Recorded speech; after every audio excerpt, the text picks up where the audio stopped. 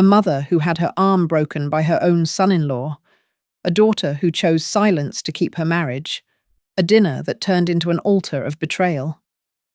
And yet, that 68-year-old woman did not fall apart. She struck back. Every word, every file, every fork became a weapon. This is not a story of revenge. This is the journey of reclaiming oneself. Before we begin this story, let me know where you are listening from in the comments below. My name is Dr. Eleanor Brooks. I'm 68 years old. And what I'm about to tell you today will forever change the way you see your own family. I sat at the head of the table, the same spot David used to claim, year after year, without fail.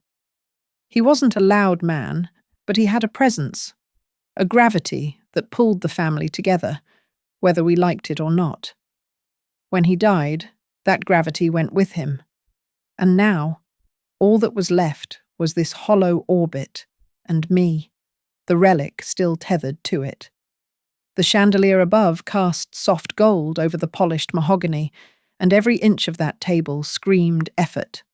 Flawless place settings, monogrammed napkins, the duck roasted just enough to look like home. But it wasn't. Not anymore. My right arm was bound tight in fiberglass, stiff and strange at my side. A souvenir from the night no one mentioned. A fracture along the distal radius, clean but angled. Classic defensive wound. The irony wasn't lost on me. I used to tell young interns how to recognize it on battered women. Now I didn't need an X-ray. I could feel the diagnosis pulsing under my skin, and all I could do was stare at the fork beside my plate. A simple piece of polished steel. I knew its weight. I knew the angle I'd have to tilt my wrist. I could diagram the muscles needed just to lift it in a textbook. But I couldn't make it move. I wasn't hungry anyway. Valerie sat 2 seats down, far enough to keep plausible distance, close enough to perform her version of daughterhood. She wore black, of course, but not mourning black. No, hers was runway ready, couture grief. Her hair was perfect, makeup sharp. A cold glimmer of lip gloss caught the light as she leaned toward Ethan and said calmly, "Ethan taught you a lesson, Mum. You should have listened." She said it like it was logic, like I was the difficult one in some boardroom standoff, like bruised ribs and a splintered wrist were part of a contract negotiation I'd refused to settle. Ethan. He sat in David's chair, spine leaning back like he owned it. The chair creaked beneath him, disapproving. His tie was loose, top button undone, wineglass balanced carelessly in one hand. He looked like the kind of man who'd laugh too loud at his own jokes, if anyone had dared to speak. No one did. The room was thick with something more than tension. It was shame, suspended in air like perfume. The guests, Valerie's friends, mostly financiers and their painted-on wives, navigated their meals with polite horror, unsure whether to chew or pray. They all knew something had happened. They just didn't want to know exactly what. The duck sat untouched. Crisp skin, glistening fat, carved expertly. Valerie always made sure the food looked beautiful, like a magazine spread. David would have been proud of that. Or maybe just bewildered. I tried not to imagine his face. The grandfather clock in the hallway ticked louder with each passing moment. That clock had stood through wars, funerals, births, and now, whatever this was. My fingers twitched beneath the cast, ghosting movements I couldn't make. I hated that Ethan had made me feel small in my own home. But only for a moment, because beneath that shame lived something ancient, something they didn't know how to handle. Rage, not the kind that screams, the kind that waits, the kind that watches. Ethan was laughing now, telling some story to the man beside him about a business deal. His voice oozed arrogance, each word soaked in the false confidence of men who think charm is currency. Valerie nodded along, brushing invisible lint from her sleeve. "You have 1 minute left in that chair, Ethan," I said softly, only for him. "Then it won't be yours anymore." His smile faltered. I didn't blink. He glanced around, but no one else heard. I watched the ripple cross his posture. He sat a little straighter, tried to laugh again, but his eyes kept flicking back to me. The thing about being underestimated is that it gives you cover. They forget you're watching. They forget your silence has weight. They confuse stillness with surrender. But I've never surrendered in my life. I remember once, during a war zone surgery in Syria, operating on a young boy while mortar fire hit the neighbouring building. Blood soaked my scrubs, the table trembled, and I held a liver in place with 2 fingers while shouting orders. I didn't panic then. I won't now. Valerie poured herself more wine, pretending nothing was wrong. "You know," she said to no one in particular, "Mum always had this thing about control. It was her addiction." A few eyes darted to me, then away just as fast, like looking too long might implicate them. Control. That word lodged in my throat. Not because it was untrue, but because it was a weapon now. A woman with control is an icon, until she's old. Then she's just difficult. And when she's injured, she becomes disposable. My eyes fell to the floor for a moment, then the baseboard, then the leg of David's chair. I imagined Ethan's weight cracking it. I imagined fire. I imagined dust and silence and the smell of antiseptic. My world. He doesn't belong in that chair. David was a flawed man. We had our battles. But never once did I fear him. Never once did he raise a hand or lower his eyes in contempt. He taught me to love quiet mornings and respect a person's pain, even when they didn't know how to name it. Ethan knew only power and performance. "Are you okay, Mum?" Valerie asked, finally pretending concern. I looked at her carefully engineered pity. Her mouth moved like she was chewing broken glass. "Fine," I said. "Just waiting for the timer." She blinked. "What timer?" I tilted my head toward the clock. "The one I set in my head the moment I walked into this room." She smiled stiffly. "You always were dramatic."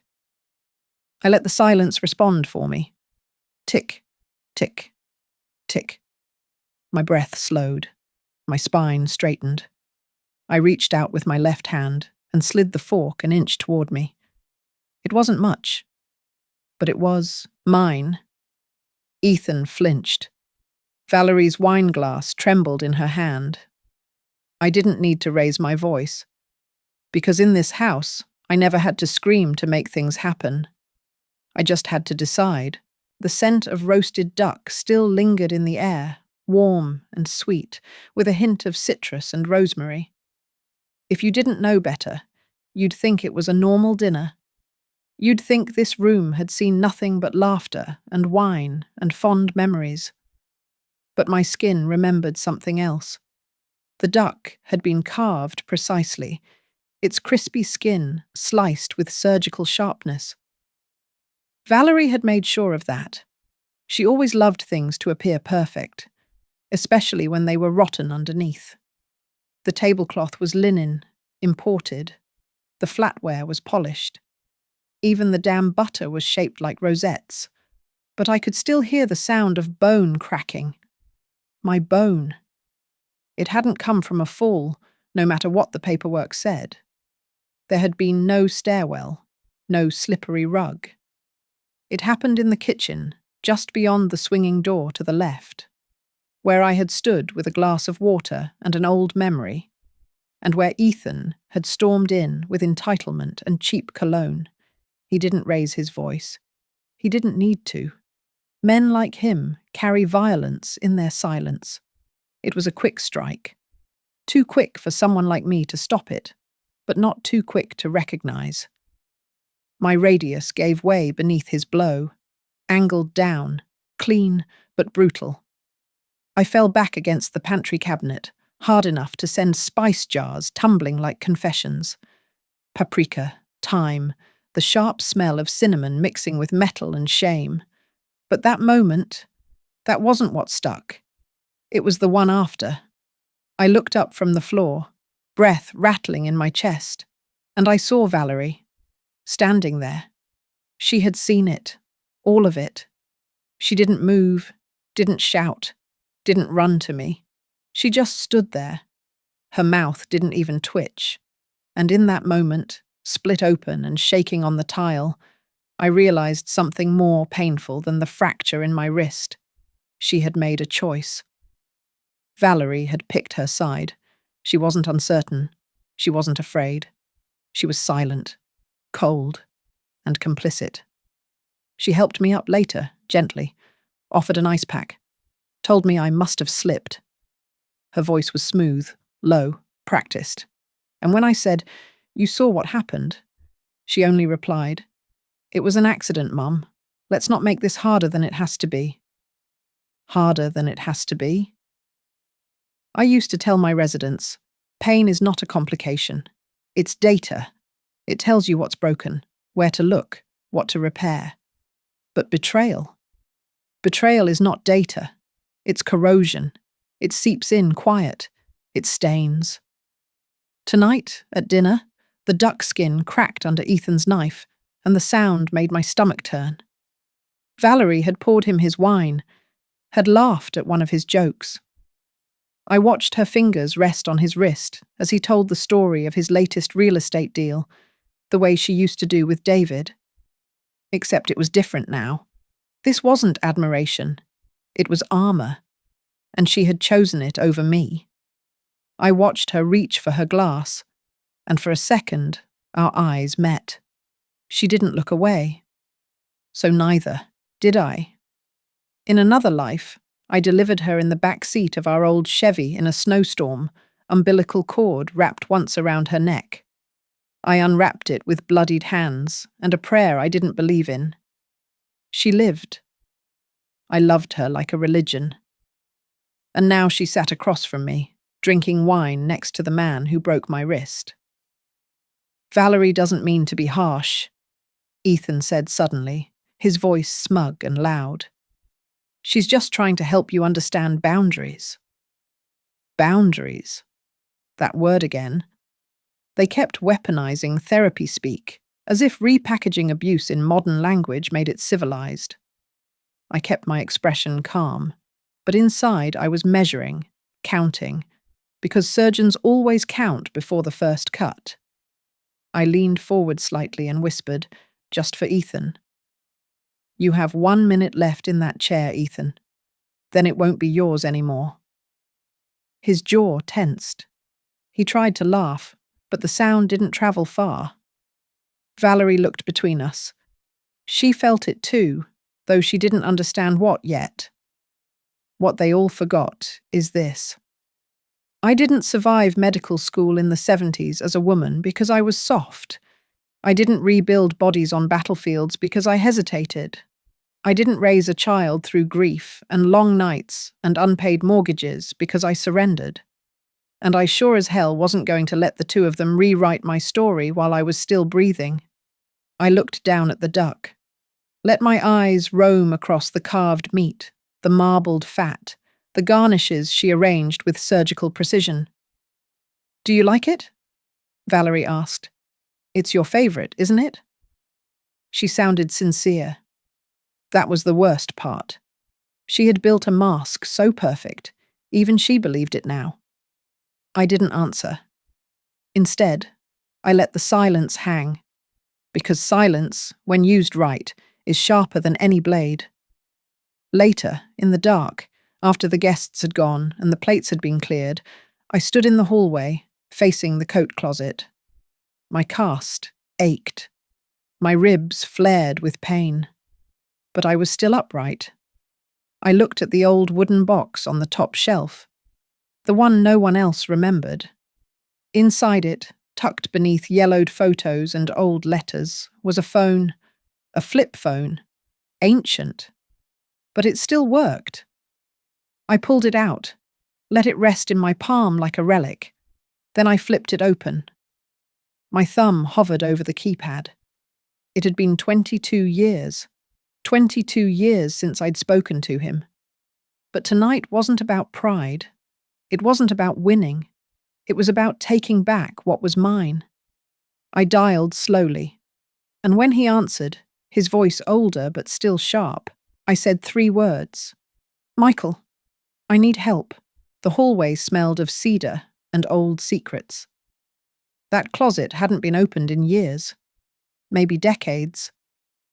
Dust curled in the air like old ghosts as I reached up, slowly, with my left hand. The pain in my ribs hissed against every movement. My cast bumped against the doorframe, sending a shiver up my spine. I hated asking for help. I loathed it. I had stitched my own arm in Afghanistan when supplies ran low. I'd climbed out of an overturned SUV after a landslide in Peru with 3 broken toes and a concussion. I'd birthed a child without screaming. But tonight, my hand trembled, not from pain, but from pride. Inside the box, an old cigar case David once kept cufflinks in, was the phone. Small, black, outdated. The kind of relic no one noticed anymore. But it had one number saved. No contacts, no apps, no camera. Just one name etched deep into the plastic with a surgical blade. Michael Stanton. I hadn't said his name aloud in over 2 decades. Not since Sarajevo. Back then, he was just Captain Stanton. A combat medic with hands steadier than most surgeons. We'd worked together under fire, back to back, blood pooling at our boots, adrenaline blinding us from fear. We weren't lovers. We weren't friends, really. But we were something more dangerous. We trusted each other. Until the night I told him never to call me again. Now I was the one dialing. The phone lit up faintly as I flipped it open, casting a dim glow on the wall beside me. My thumb hovered over the keypad. It felt like a betrayal. To who, I wasn't sure. To David? To myself? I pressed the number. It rang. Once, twice, a 3rd time. Then, "This is Stanton." His voice hadn't changed. Still low, still clipped, military style. But older, like mine. Like time had worn us both down into something quieter. I inhaled slowly. "Michael," I said, my voice cracked. "I need help." That was all I said. That was all I needed to say. 22 years of silence collapsed in that single breath. There was a pause, thick and heavy, not confused, not even surprised, just weighted with all the things we had left unsaid. "Tell me where," he said. I gave him the address. "I'll be there in 3 hours." He didn't ask why, didn't ask how, because real loyalty never needed context. It just showed up. I hung up, closed the phone gently. My hand lingered on the cover like it was something sacred. Then I leaned against the wall and slid down slowly to the floor, ribs screaming in protest. I stayed there a long time. The clock ticked. The world turned. And I sat there, in my own home, like a ghost haunting the life I built. The next morning I sat by the kitchen window. The sky outside was a bruised grey, the kind of cold morning that made the bones ache. I could see the neighbours' kids loading into a minivan, laughter floating faintly through the glass. The contrast burned. I used to believe in the sanctity of family. That blood mattered. That legacy was built on shared memory. But legacies could rot from the inside, like fruit left too long in a beautiful bowl. My own daughter couldn't even look me in the eye now without calculating how to rearrange my presence into something more convenient. I sipped my tea slowly, left-handed, clumsy. My cast itched, not from healing, from knowing. Knowing that Valerie had watched him do it, knowing that she told the doctor I had slipped, that she handed me painkillers like they were apologies, that she tucked me into bed like a child, then locked the door behind her. There's a kind of rage that isn't loud. It calcifies. By mid-afternoon, I moved back into the dining room. The table was still set. Empty plates, abandoned glasses, a half-eaten slice of duck congealed in the center of a plate like a crime scene. I hadn't cleaned it up. Let them see it. Let them remember. I stood at the head of the table. David's chair was empty now. Ethan had left after dessert. Valerie was upstairs on a conference call. The silence felt different, heavier. I thought of Michael, of the way he used to move in a triage tent. Swift, decisive. His fingers soaked in someone else's blood, eyes locked on mine, waiting for a nod before cutting. We had a rhythm once. Then the politics came. Then the war tribunals. Then the accusations. And then I told him never to speak to me again. He had obeyed that order. Until now. At exactly 6:17 p.m., headlights cut across the front lawn.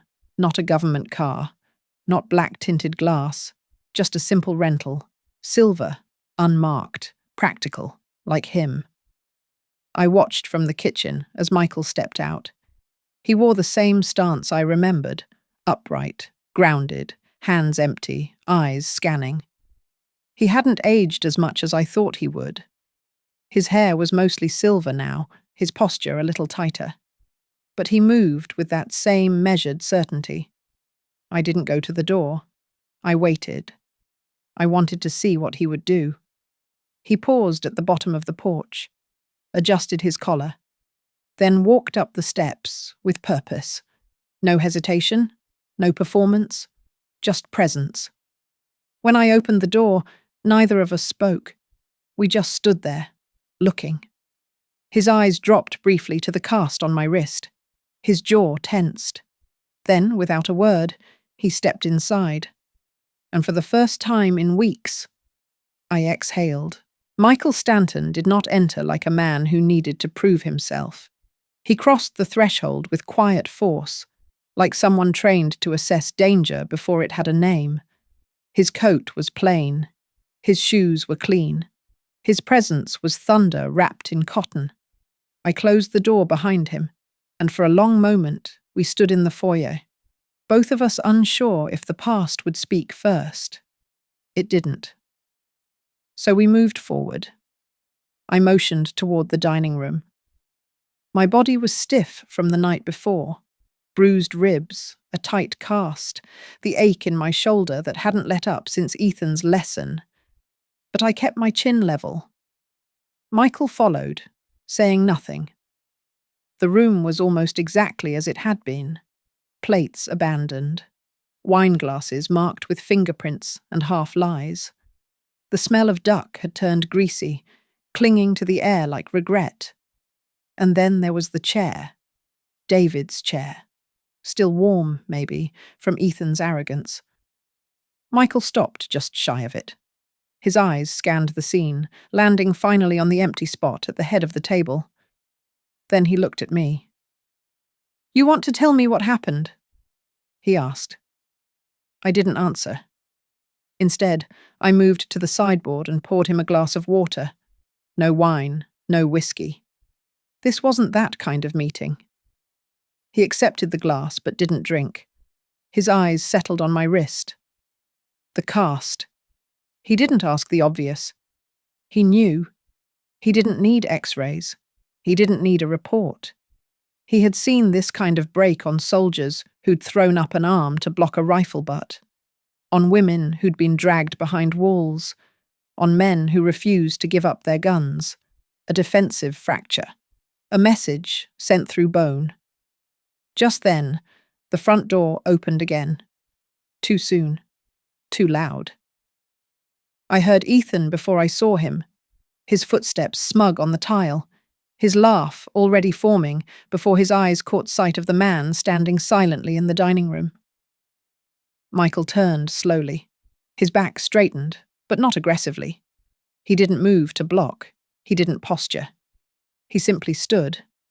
And Ethan, who had never once hesitated in this house, froze mid-step. "Who the hell?" he started. Michael didn't answer. Instead, he took a step forward, then another. The air shifted. Ethan opened his mouth again, but the words died before they found shape. Valerie appeared behind him, confusion melting into something else, recognition. Not of Michael, but of the energy in the room. The hierarchy had changed, without being told. Michael reached into his coat pocket, not for a badge, not for a weapon, but for a bouquet. White lilies. Not the supermarket kind. These were fresh, long-stemmed, wrapped in quiet elegance. The sort you bring to hospitals, or funerals, or moments when words aren't enough. He walked past Ethan like he wasn't there, stepped around the dining table and stopped in front of me. Then, without breaking eye contact, he bent down on one knee and gently laid the bouquet on my dinner plate. Right there, between the abandoned fork and the untouched meat, the lilies bloomed like a declaration. "You are not alone." Gasps rose from someone near the doorway, one of Valerie's friends, maybe. But no one moved.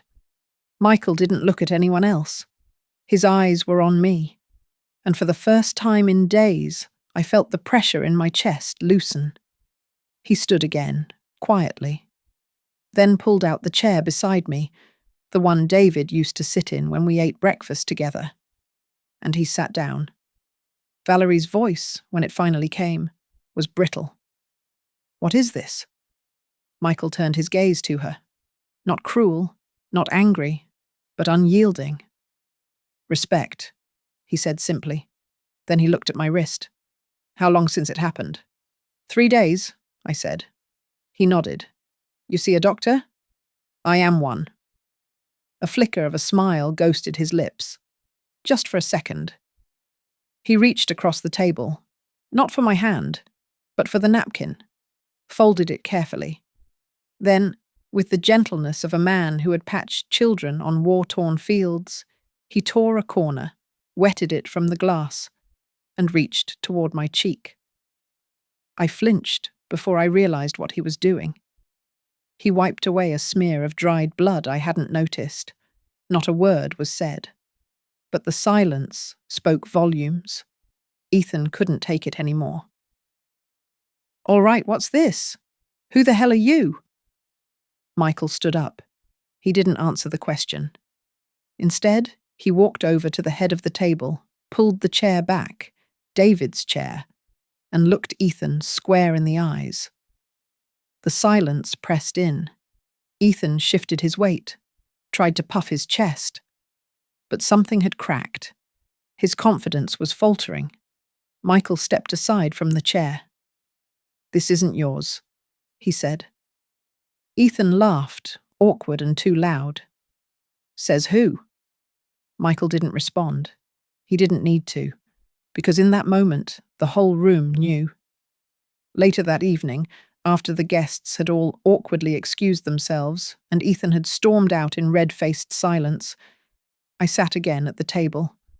Just me and Michael. The lilies were still there, soaking in a shallow bowl of water. He poured me a fresh cup of tea. No ceremony, no drama, just care. "You know this doesn't end here," I said softly. "No," he agreed, "but it starts here." He leaned back, eyes scanning the room. "You want me to go after him?" "No," I said. "Why not?" I lifted the tea slowly, careful with my cast. "Because I'm not done watching him lose yet." He didn't smile, but he didn't have to. We both understood the strategy now. This wasn't about vengeance, not anymore. It was about reclaiming the battlefield. On my terms, the sound of silence after a storm is different than ordinary quiet. It isn't peaceful. It's dense. That's what the house felt like after Ethan left. After the tension had been sliced open, drained, and left bleeding on the hardwood floor between us. No one said anything, but something fundamental had shifted. Michael remained by my side. He didn't hover, didn't offer platitudes or dramatics. He simply sat, like a sentry, like he had in that muddy tent 22 years ago during the siege, when I lost 3 patients in a single night and nearly lost myself with them. Back then, he kept me from drowning. Tonight, he was doing it again, without ever saying so. Valerie came down the stairs slowly.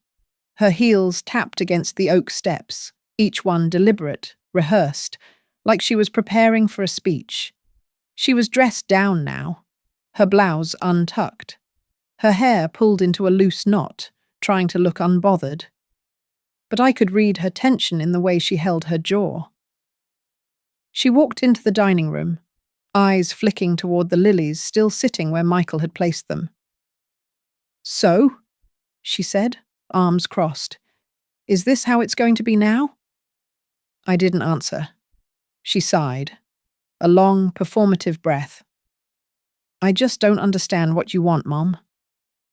I looked up at her, not as a daughter, not even as a stranger, but as a woman I used to know. "What I want," I said carefully, "is for you to stop pretending I fell." Michael's gaze didn't move, but I saw him register the shift. Valerie blinked. She stammered. "I was trying to protect everyone."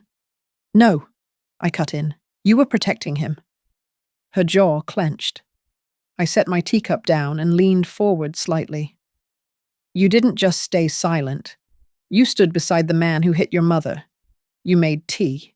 You set the table. You gave him my seat." The words weren't angry. They didn't need to be. Truth doesn't require volume.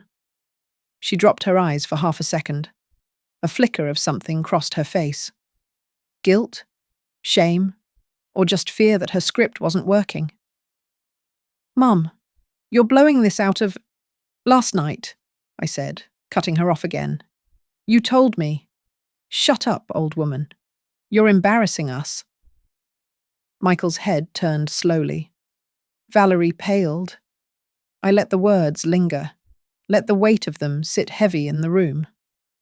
"I raised you with everything I had," I said. "I worked 30-hour shifts so you could go to school without worrying.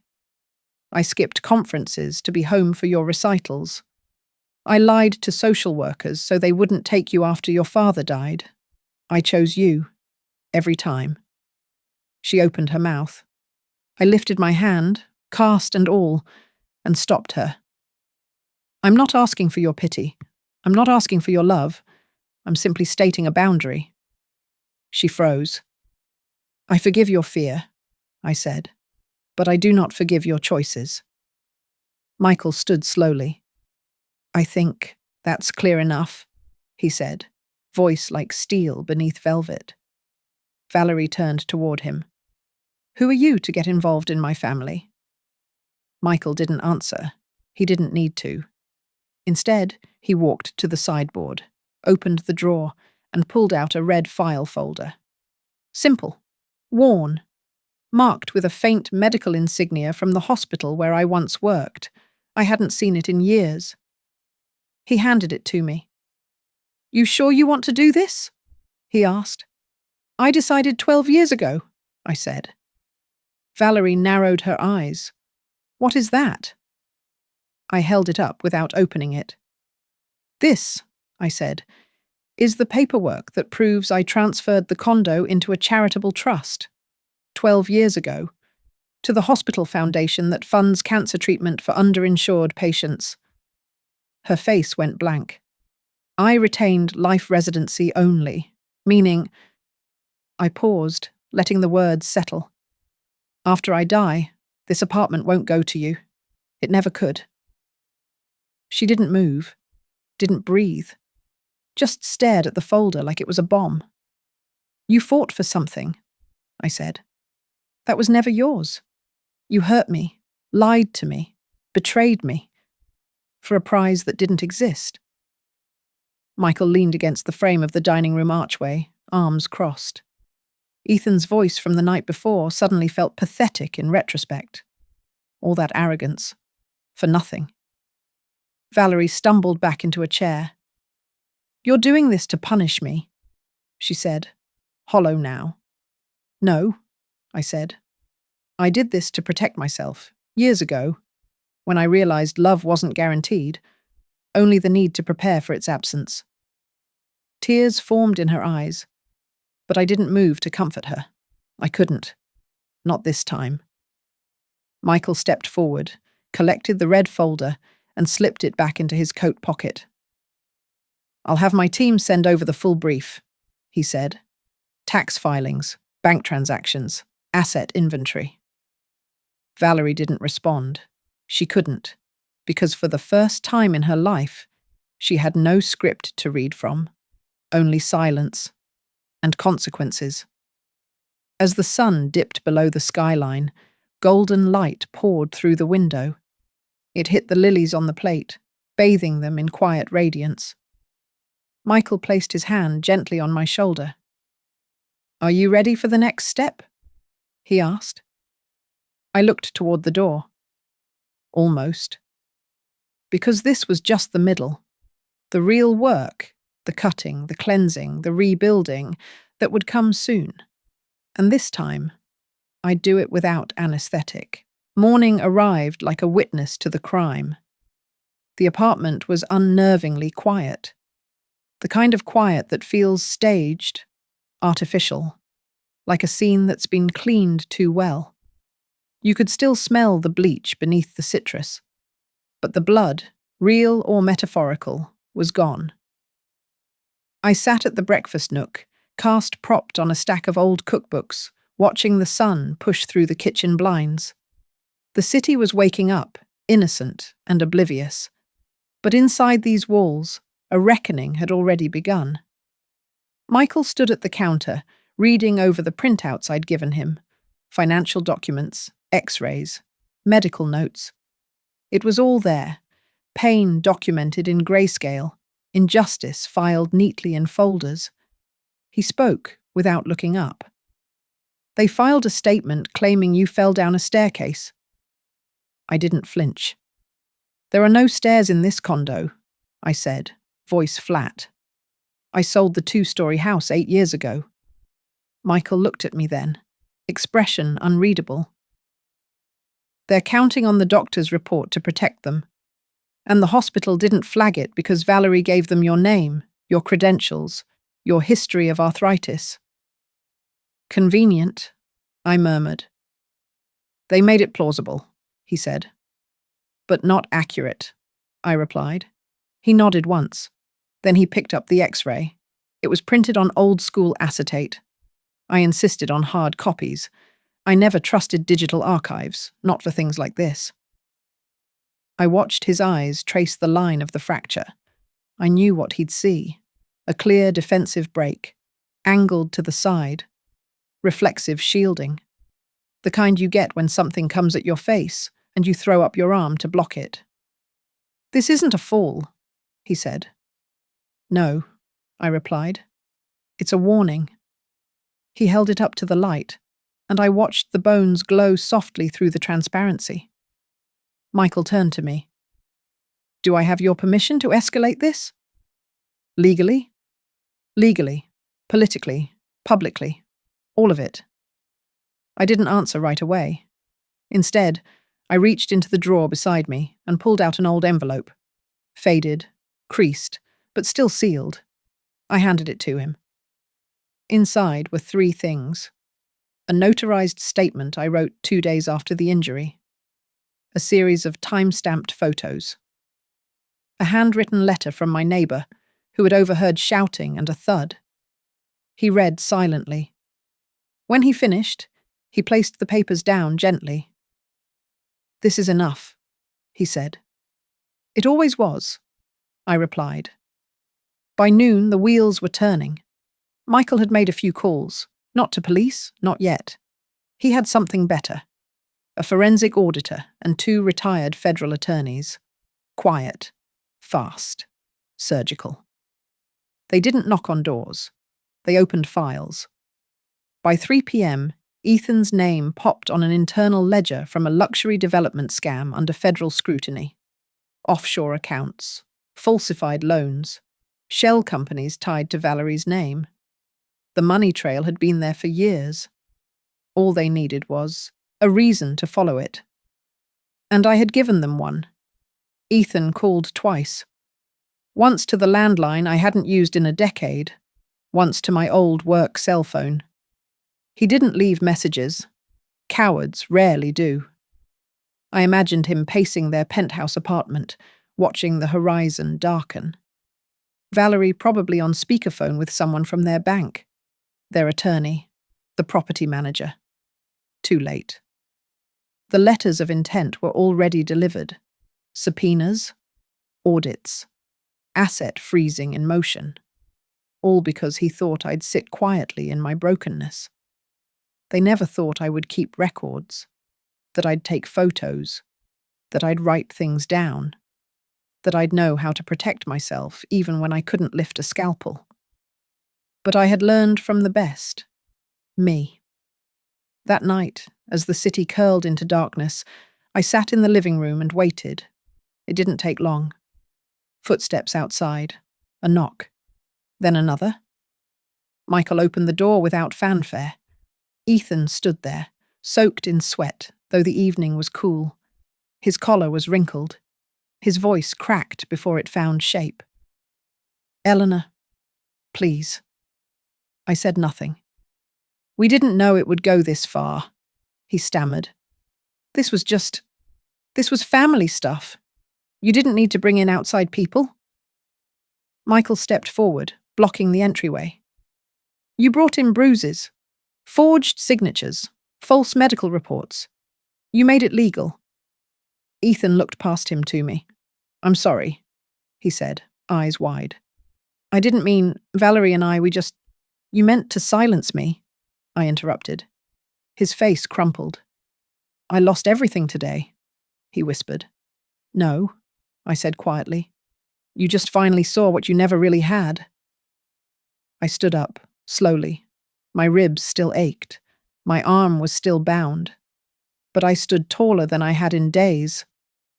Michael didn't move. Ethan tried one last step, and that's when I saw it. The desperation wasn't for me. It was for what I represented. Safety, legacy, legitimacy. He thought if he could crawl back into this house, he could still own a piece of it, but he never understood the most basic truth. This was never his to inherit. He dropped to his knees, a ridiculous gesture, hollow, performative. He reached forward as if to take my hand. Michael stepped between us. "Don't." Just one word, sharp, final. Ethan froze, hands in the air. For a second, I saw fear in his eyes, not of prison, not of charges, but of something worse. Irrelevance. He backed away slowly, eyes darting between us, and left without another word. Michael closed the door behind him. The lock clicked, and I exhaled. In the quiet that followed, Michael turned to me. "You okay?" "Not yet," I said, "but closer." He nodded, sat beside me on the sofa. Outside, the city moved on, but inside, something else had finally stopped. The collapse didn't come with sirens. It came with silence. And then, suddenly, too much noise. Phone calls, legal notices, frozen accounts, scrubbed profiles. A panic that moved like fire beneath a polished floor. Within 72 hours, Ethan went from a man who thought he owned the future to a man trying to negotiate his way out of the present. Real estate holdings suspended, Swiss accounts frozen. His email inbox became a graveyard of urgent in subject lines. Valerie, to her credit, didn't scream. She just began to unwind, not suddenly, not all at once, but like a woman who had built her entire life on a silent deal with the devil, and now realized she hadn't read the fine print. I watched it happen the way you watch a bridge collapse in slow motion. Not with triumph, Not even with relief, just inevitability. She stood in the kitchen that morning, wrapped in one of my old cardigans, an unconscious choice, maybe, or a last reach for something she hadn't yet destroyed. Her phone buzzed on the marble island. She didn't pick it up. She just stared out the window, unmoving, as if the skyline had something new to say. "They're going to investigate everything," she murmured. "Even my name, my firm, my clients." I stirred my tea, left-handed, always now.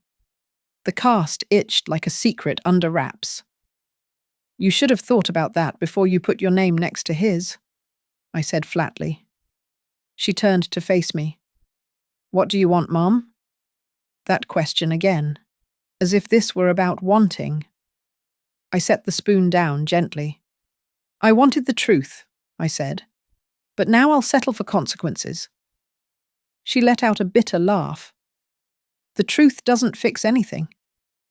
"No," I replied, "but it stops the rot from spreading." That night, I found her outside on the patio, smoking a cigarette with the kind of shake in her fingers that doesn't come from cold. She hadn't smoked in 20 years. The sight of it broke something in me. Not pity, just the familiar ache of watching someone return to old damage. "He's gone," she said before I could speak. "Where?" "Took the Tesla. Left a note. No apology. No plan." I stepped closer, but didn't sit. "Are you surprised?" She flicked ash into the wind. "I thought we were stronger." "You weren't strong. You were insulated. There's a difference." She looked over her shoulder at me, her face puffy, not from crying, but from the collapse of denial. The sort of grief that doesn't scream. It just tightens like a noose. "I stayed because I thought you'd come back," she said softly. I blinked. The sentence landed somewhere between guilt and accusation. "What do you mean?" "You left me, Mom, after Dad died. You buried yourself in other people's emergencies. You were never here." I sat, finally. "I didn't leave you. I held up this entire house on my back. I missed one mortgage payment and they'd have taken you. I needed a mother. And I needed a partner." We sat in silence. Both of us right, both of us ruined by it. Inside, Michael flipped through files like a priest counting sins. The red folder, trust transfers, internal memos from the hospital. His mouth was tight. "You should know," he said without looking up. "Her name's been flagged." "Valerie's?" "There's more than co-signing. She authorized fund transfers, backdated records. Some of the emails were sent from her device." I closed my eyes. "She knew," I whispered. "Enough to be culpable," he replied. "She'll be subpoenaed." I stood at the edge of the room, the air around me dense. "I don't want her jailed." Michael finally looked up. "That's not your call anymore." That was when I understood. This was no longer my story alone. I had moved it from the personal into the system, and now the system had teeth. Later, there was a knock at my door. Soft, cautious. Valerie stepped inside, sweater sleeves pushed over her fists like she was trying to shrink herself into someone small enough to be forgiven. "Can I sit?" I nodded. She didn't speak at first, just folded into the edge of the bed, the same way she used to after nightmares as a child. "Tell me it's not too late," she whispered. "Too late for what?" "For you to love me." I didn't look away. "I never stopped loving you," I said. "But I don't trust you. Those are different wounds." She exhaled a breath that felt like it had waited years to come out. "What do I do?" "Start telling the truth." "To you?" "To everyone, but start with yourself." She nodded slowly. "And if I lose everything?" "Then you'll finally know what was real." The next morning, she walked into the kitchen, hair pulled back, blazer wrinkled but buttoned. She handed me a signed affidavit. Cooperation with the inquiry. Full disclosure. A statement of regret. She didn't say anything, but her hands were steady. Michael made a call. Within hours, deals were made. She would avoid criminal charges, but the professional consequences were terminal. Her firm would dissolve. Her license would be revoked. Her name would never again be etched in gold on a glass office door. When she returned that night, she didn't cry. She just sat on the edge of the sofa and stared out the window like she was waiting for the silence to say something back. "That was brave," Michael said. "That was necessary," I replied. He leaned back. "You think she can come back from this?" "I don't know," I said. "But maybe now she's ready to begin." That night, I stood in the hallway and placed my hand on the old photograph of David, my husband, the man who wore silence like armor, but always found a way to hold the center. "It's falling, David," I whispered. "But not all of it. Just the rot." The house was still standing, but for the first time, it felt like a place that might be worth rebuilding. It was a quiet morning, not the fragile kind, like glass about to break, but the kind you earn. Michael had already left for DC, back into the world of grey suits and white lies, where truth was currency and reputation a constant negotiation. He left a note on the table. "Call if you need me. You won't, but call anyway." I didn't. But I kept the note. Valerie was still upstairs. The sound of drawers opening and closing above me reminded me of the rhythm of my old operating room. Measured, practiced, hiding the panic just beneath the surface. Sunlight slipped across the dining room floor. The table, once the stage for so much silence, so much theatre, was now bare. No silverware, no duck, no blood, just wood and quiet. I stood alone, barefoot, in the centre of the living room. The house still echoed with fragments of who we used to be. Laughter that came before the money. The way David's voice softened when he read bedtime stories. Valerie's tiny feet sprinting down the hallway in mismatched socks. But under all that memory, beneath the polish and warmth, there was something new. Space. I hadn't realized how much I'd been holding my breath in my own home until the stillness gave me permission to exhale. And now came the hard part. Choosing what to let back in. She came down just after 10. Slowly, as though gravity had increased overnight. Her skin looked pale against the black of her sweatshirt. Her eyes avoided mine. "Morning," she said, like the word didn't quite belong to her mouth. I nodded, poured 2 mugs of coffee, didn't ask if she wanted one. I just slid hers across the counter. She took it with both hands, clutched it like something sacred. We sat in silence. "They cancelled my last board appointment," she said. I raised an eyebrow. "Did they call, or just ghost you?" A bitter smile tugged at the corner of her mouth. "Form letter. Dear Ms. Brooks, thank you for your service." You know, the usual exile in polite language. "Power doesn't love loyalty," I said. "It loves usefulness." Her eyes flicked to mine. "Is that what I was to you? Useful?" "You were loved," I said. "Still are. But I stopped trusting you the moment you stood still while he raised his hand." She winced. Not dramatically, just truthfully. "I didn't think it would go that far. And if it hadn't, would you have kept serving him wine and smiling like nothing happened?" Her lips parted, closed, parted again. "I don't know."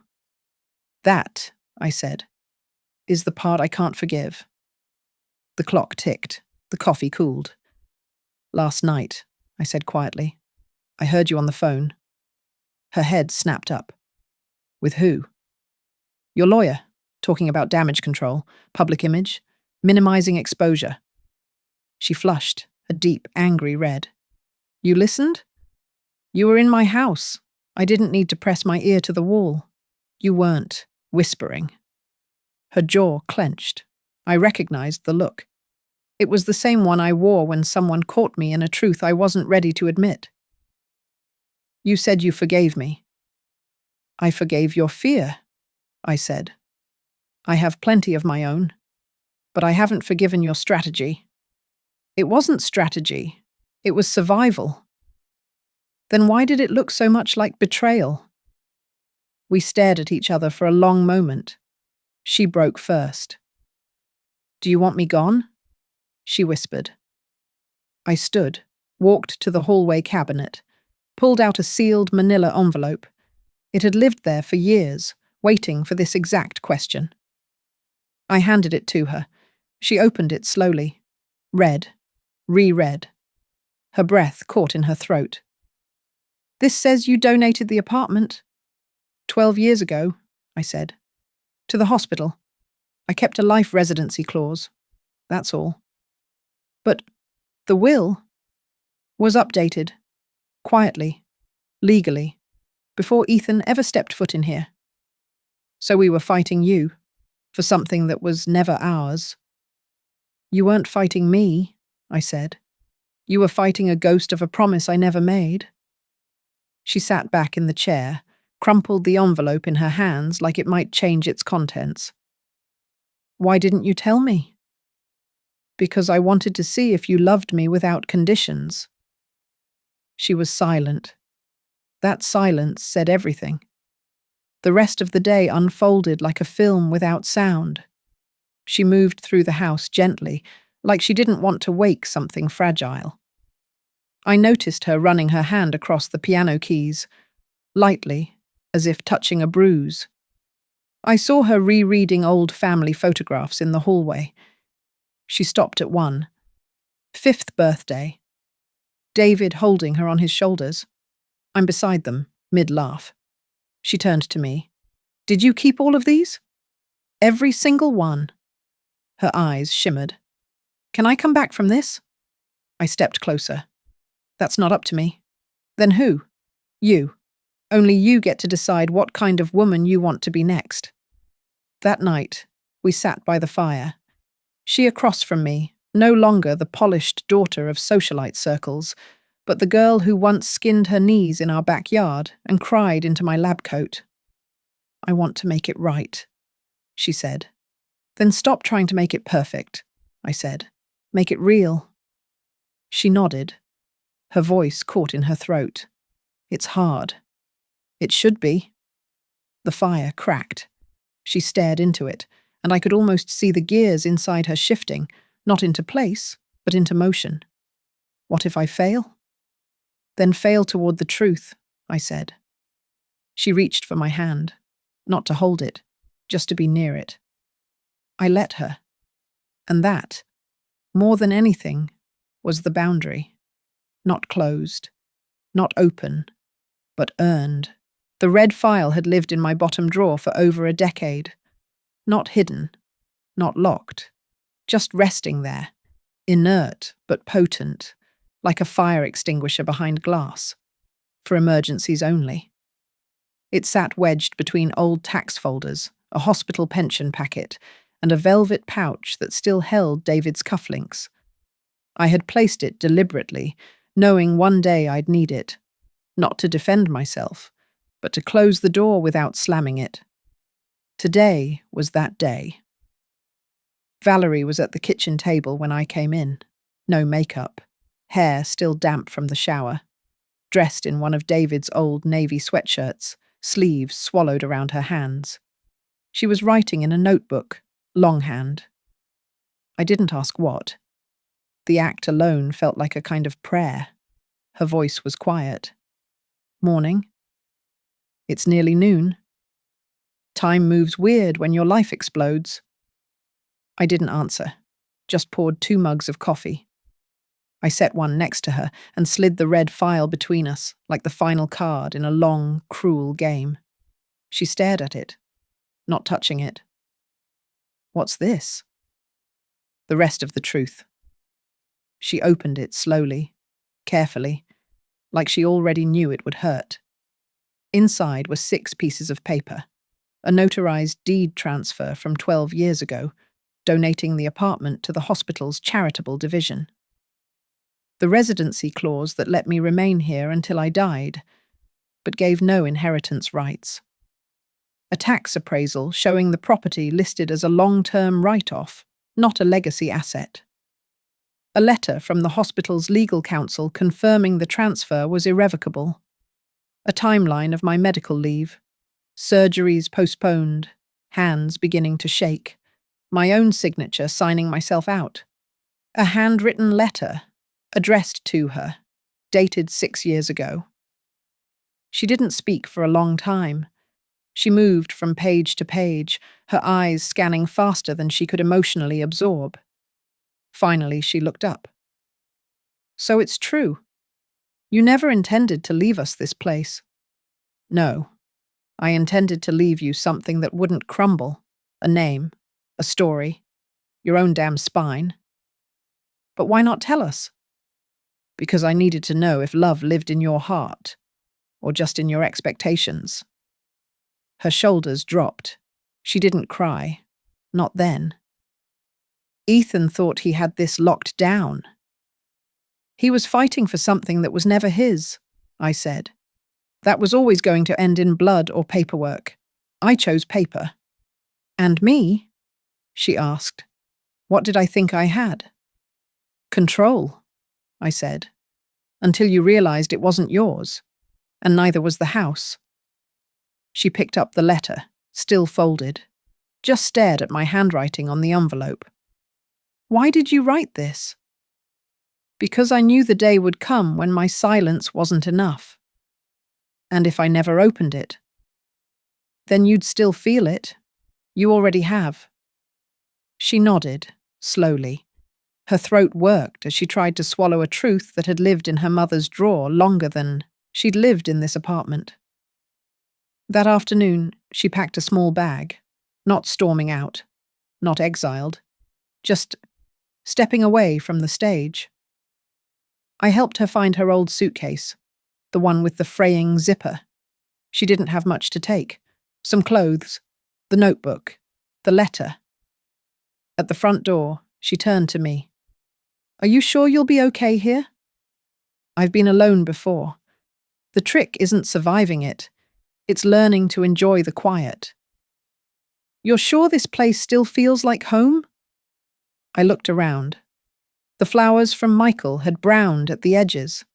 The late afternoon sun cast a golden grid through the window, and the silence didn't bite, it cradled. It finally does, I said. She stepped forward. I thought she'd ask for forgiveness. She didn't. She asked for nothing, and that, for the first time, felt like something real. When she left, I stood in the entryway for a long while, not sad, not relieved, just still. Then I returned to the kitchen, opened the drawer, slid the red file back into place.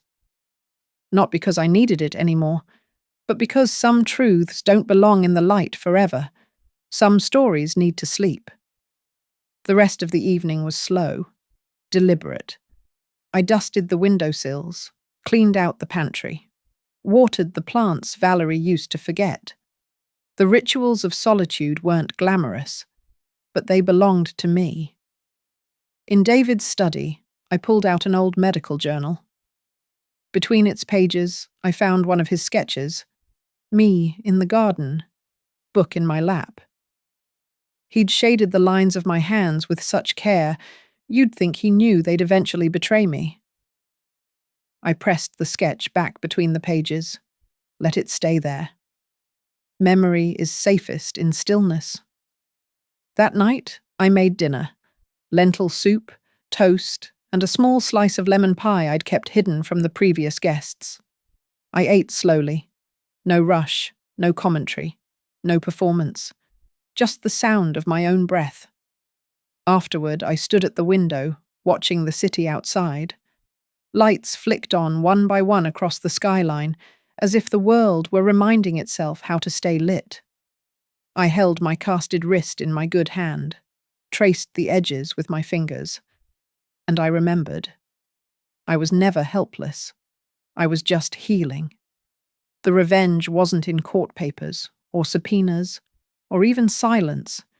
It was in choosing to live, choosing not to disappear into the damage they tried to leave me with, choosing to remain, whole, wounded, awake. The house smelled like chocolate, not overwhelming, just enough to make the air feel warm, like memory. It curled into the corners of the apartment like an old friend easing back into place. I had never baked with the intention of eating alone. Cakes were always for others, birthdays, holidays, congratulations. But this one was different. It wasn't for guests. It wasn't even for celebration. It was for something I didn't yet know how to name. Maybe mourning, maybe arrival, maybe both. I set the cake down gently on the kitchen table. One layer, dense, fudgy, slightly cracked at the center from imperfect heat. No candles, no applause, just me. My casted right arm rested across my lap like a folded wing. Heavy, honest, present. My left hand reached forward, fingers trembling with the effort that used to come so easily. I'd sliced through arteries, removed tumors millimeters from vital nerves. Now I reached for a fork like I was reclaiming a throne. But the fork sat just beyond my reach. I stared at it. Not because I couldn't grab it, but because I remembered who used to hand it to me and what that act always cost. Ethan, with a smug smirk, placing it down like a reward I hadn't earned. Valerie, holding it just a second too long, as if that somehow made her the better daughter. Care had always come with collateral. I inhaled, held the breath, let it go. Slide the fork closer. Michael was already standing there, just beyond the edge of my vision. No suit, just a grey sweater and soft eyes that had witnessed wars and wombs alike. He didn't say anything. He simply did as I asked, half an inch, one gesture. But it was the most respectful thing anyone had done for me in years. I picked up the fork with my left hand, clumsy but determined. I cut the first piece, brought it to my mouth, bit into chocolate, dense and bittersweet. It tasted like something final and something beginning. Michael sat down across from me. He didn't reach for a piece. "You look lighter," he said. "I feel less borrowed." "That's a good kind of empty." We sat there in silence, the kind that holds you without pressing. He didn't fill it with questions. He didn't perform sympathy. "Valerie called this morning," he added. "And?" "She asked about your favorite flowers." That stopped me. Of all the things I expected her to reach for, penance, explanation, history, that wasn't one. "What did you tell her?" "White lilies," he said. "Still your favorite?" "Always." He nodded, then added almost shyly, "She's trying. Not well. Not yet. But I think the trying matters now." We moved to the living room. I insisted he take the armchair, but he refused, said it looked better with me in it. I gave in. The fire crackled, and the room took on a golden hush. He told me about his dog, Marcus, blind in one eye, prone to stealing socks and hearts alike. I told him about the time I yelled at a medical student for using lavender hand lotion in the OR because it masked the scent of a patient's necrotic tissue. We laughed, genuinely, without bitterness. At some point, he asked if I had any of David's old records. I pulled out a dusty vinyl, Coltrane, Blue Train. Michael placed it gently on the turntable, as if the record itself held bone-fragile memory. The music spun. Soft horns, steady bass. It was a sound that didn't demand your attention, but quietly changed the air around you. I walked over to the window. Outside, the city was folding into dusk. Lights blinked on. A child chased a dog down the sidewalk. A woman stood smoking on her fire escape, one hand in her hair. Small lives continuing. My reflection stared back at me. Older, yes, but not worn down, not faded, no longer waiting to be rescued. Michael joined me. He didn't take my hand this time. He simply stood beside me, his shoulder near mine. A closeness without pressure. "You ever think about leaving this place?" he asked. "I used to. Every day. And now? Now I realize this place never trapped me. I just let too many people in without asking if they knew how to knock." He smiled, looked at me not as something broken, but as something finally assembled. "You're still a surgeon." I never stopped. "What are you operating on now?" "Scar tissue." Later, after he left, I returned to the kitchen. The cake was still there, half gone. The fork resting next to the plate like a used scalpel, clean, necessary. I brewed tea, chamomile and honey, the kind David used to make when I came home from night shifts. The scent hit me like a soft wave.